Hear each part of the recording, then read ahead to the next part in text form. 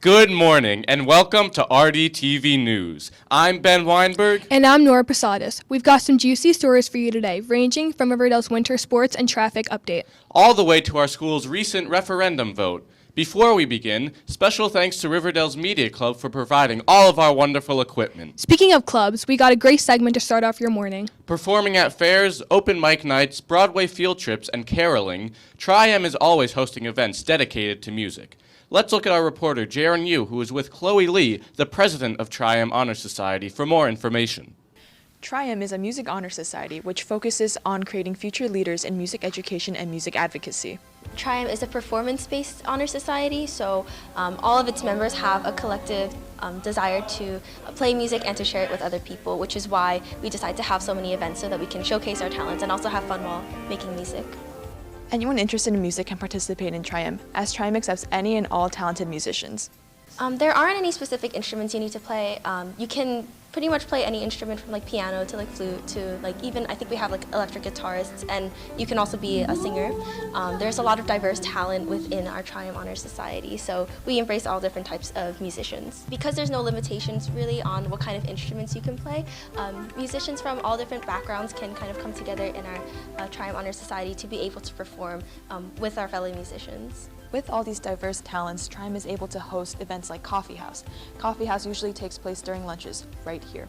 Coffee House, it happens usually during lunch periods, both lunch periods, usually on a Tuesday. It's basically where people can come in to listen to like their peers perform, like usually singing, but like it could be instruments, it could really be anything. And we also serve coffee and hot chocolate for $1 each. The next one will be on February 13th. Another event that Trium hosts are open mic night that are usually themed, which happen around 3 times a year. Open mic night will be on February 9th. Open mic night is a little bit similar to a coffee house, but it's a lot longer, and again, anyone is able to perform, and we usually send out like a sign-up sheet for other people so that they can perform at these events. And it usually happens after school for maybe around like 1 to 2 hours. There's also refreshments and snacks that are brought there, but it's just another performance opportunity.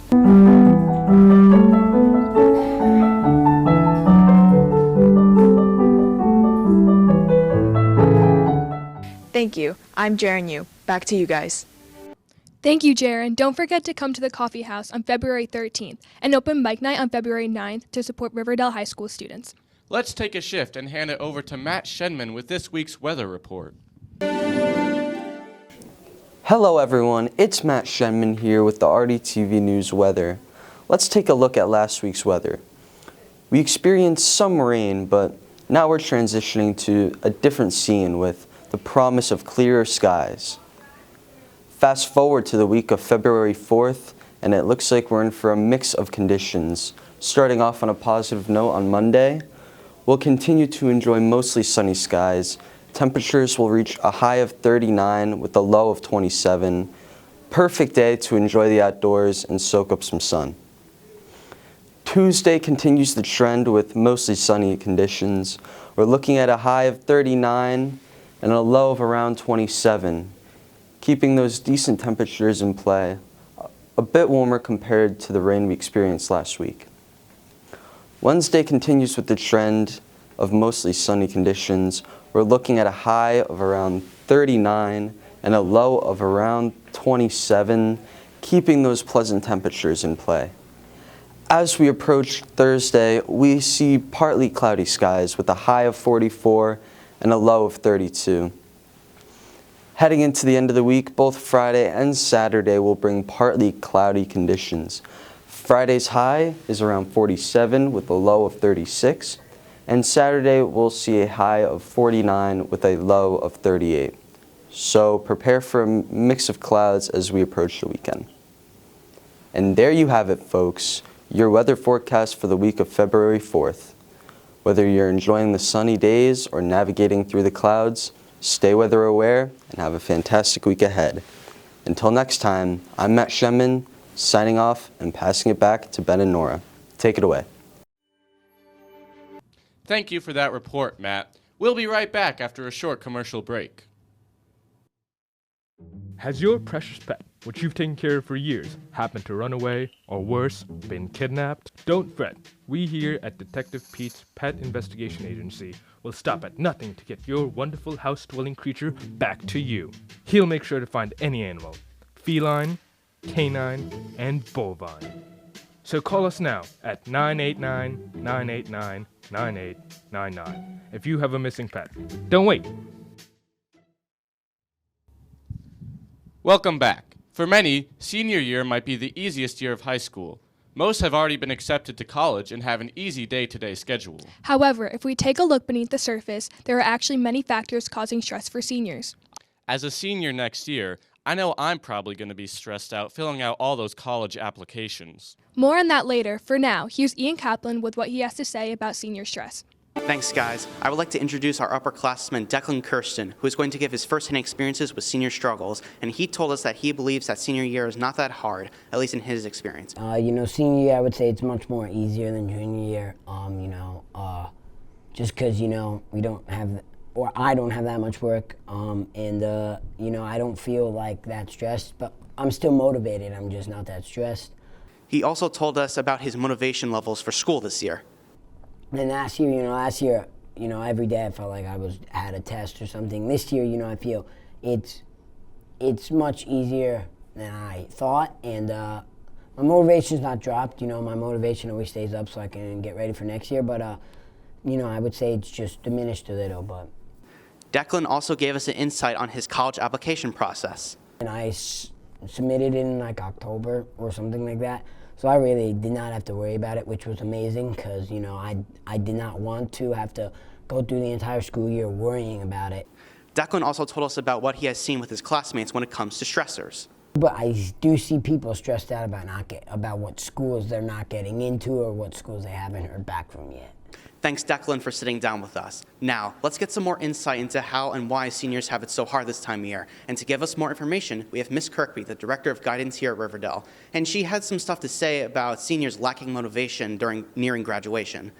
I think that senior year is extremely challenging. There's a lot of stresses at the beginning, not only in terms of doing well in courses and getting college applications in or making plans in general for after high school, but it's a lot of decisions and a lot of waiting.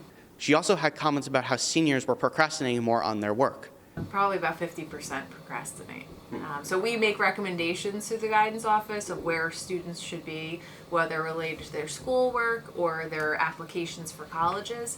And I would say the vast majority of students are not kind of keeping up with that timeline. Ms. Kirkby also believes that while senior year has taken a toll on many of them, most seniors have found a way to manage the stress. The nice thing about seniors is that in many cases they've experienced some different challenges throughout their high school career. So at this point, many of them have managed to develop healthy ways of coping with that stress. She also told us about a hurdle that seniors don't expect to face during their senior year. I don't know if everyone anticipates how stressful it can be to wait for college decisions. So you get everything done, maybe you get it done pretty early and then you're just sitting and waiting and there's nothing that you can really do during that time. So I think it's an odd time for seniors. Like they're just kind of like twiddling their thumbs, wondering what they're supposed to be working on. And there you have it. Thanks for Declan and Ms. Kirkby for joining us today for our senior stress segment. Thanks for watching. Thank you, Ian. We all use the same school-issued laptops every day, but very few of us actually know much information about them. Recently, you may find that your computer battery doesn't last as long, and your computers may be becoming a bit faulty. Well, there might be a reason for that. According to recent findings, we may be getting new computers next year. Here's our representative, Shane Rakin, at RDTV.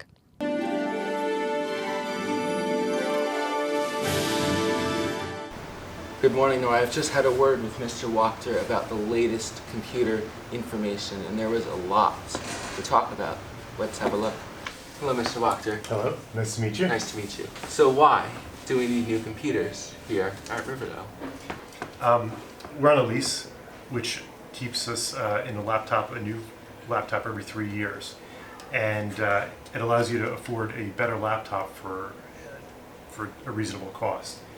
And the benefit of the lease is every 3 years, a student gets a brand new laptop, which is going to be faster than the previous version, and in obviously better condition.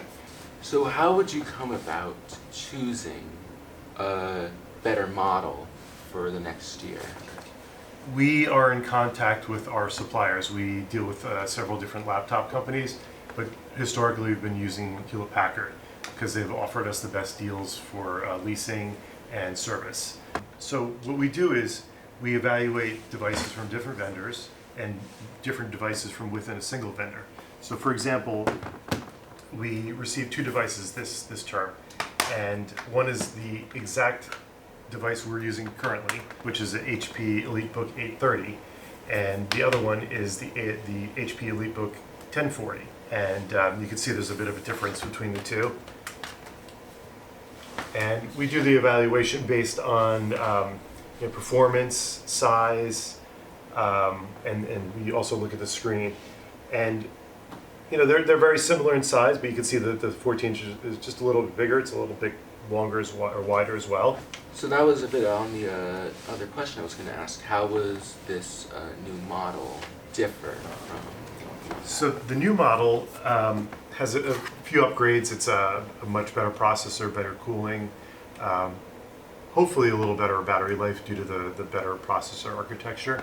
But also there's a few changes, and you can see with the ports here. On the side there's a charging port which allows you to use the barrel type charger, which is the one with the little blue tip, or you can use the USB-C charger too, which we've been using. But the newer model removes that barrel charger option, and it puts a headphone port here instead. And it puts the USB-C charging ports on the side here, so you get 2.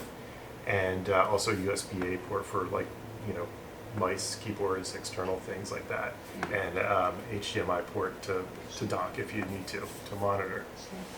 Well, Mr. Wachter, we'd like to thank you for taking your time to inform us about all this stuff about the new computers. Great, thank you very much. It's been a pleasure.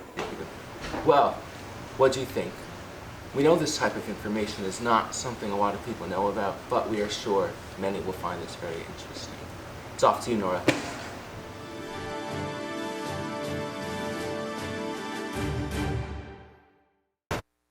Thank you for that inquisitive information, Shane. Don't go anywhere because we'll be right back after this commercial.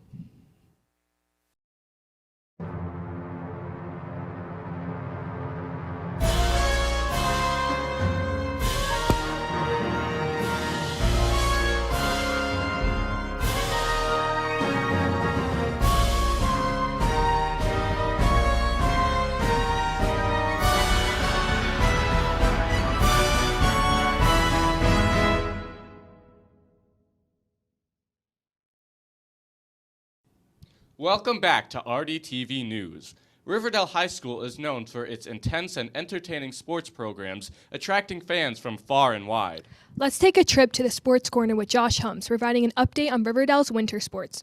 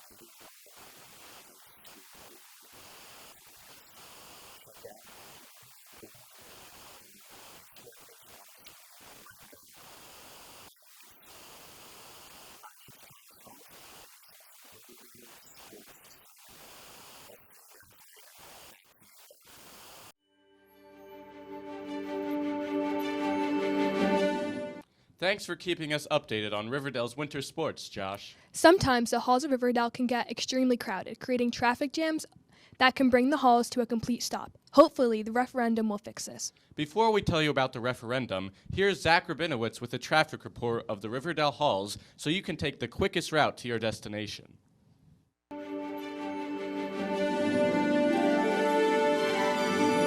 Thank you, Ben and Nora. As you can see on our map over here, the Y is pretty congested, and that's because everyone's rushing to lunch since it's lunch 1 right now. But as you make your way over to the lower gym, it gets a lot less busy.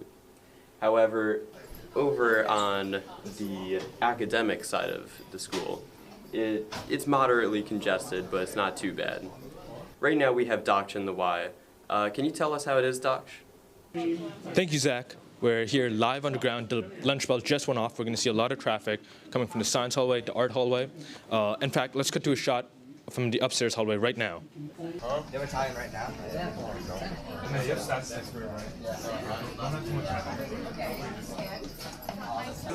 Okay, and now we can see that some of the traffic's starting to pick up. Kids are starting to come through. The early risers, they don't have to worry about a lot of traffic, but just wait a minute. When the kids from the science hallway, from upstairs in the English classes, or their history classes are coming through, a lot of kids are going to come from the art hallway as well. We can see the traffic picking up through here. A few kids are coming through. We can see it picking up. More and more people are coming through.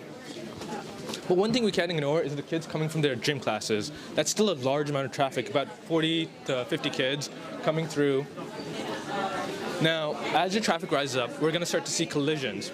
We'll see people walking through into each other, maybe. Hopefully not, though. We want everyone to stay as safe as possible. As we see people walking through, it becomes harder and harder to maneuver. People start to slow down. They have to cut through the Y, cut into the commons area of walking. Now it's starting to get really heavy. The traffic is filled with dozens of kids walking through, trying to push past each other, running into each other, just so they can get to lunch or the other classes. It seems like the traffic is starting to die down. Kids are finally starting to settle into the classes, settle into lunch, and we'll come back to you, Zach. See you. Thank you, Doc. Taking a look at the academic side of the hallway, it's moderately congested, but people are still excited to get to class. What I'm concerned about, though, is everybody who's making their way from gym to the academic hallway. They have to push through the crowd of the massive amount of people coming into lunch. And as always, in the courtyard, it is not busy at all. So if you want to try cutting through the courtyard, it's worth the risk, unless that the doors are locked. Then it's not. Back to you, Ben and Nora. Make sure you're staying safe out there. The halls can get pretty busy. Next up, we'll be telling you a little bit about the referendum right after this short commercial break.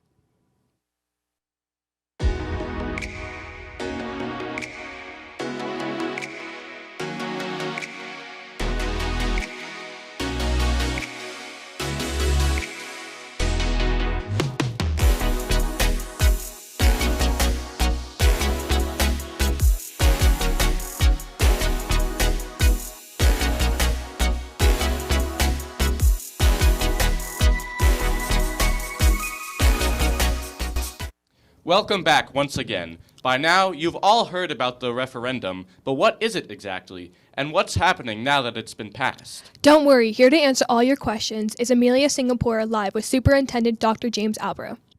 Thank you, Ben and Nora. Riverdale High School has recently received funding for new renovations around the facility due to the passing of the referendum.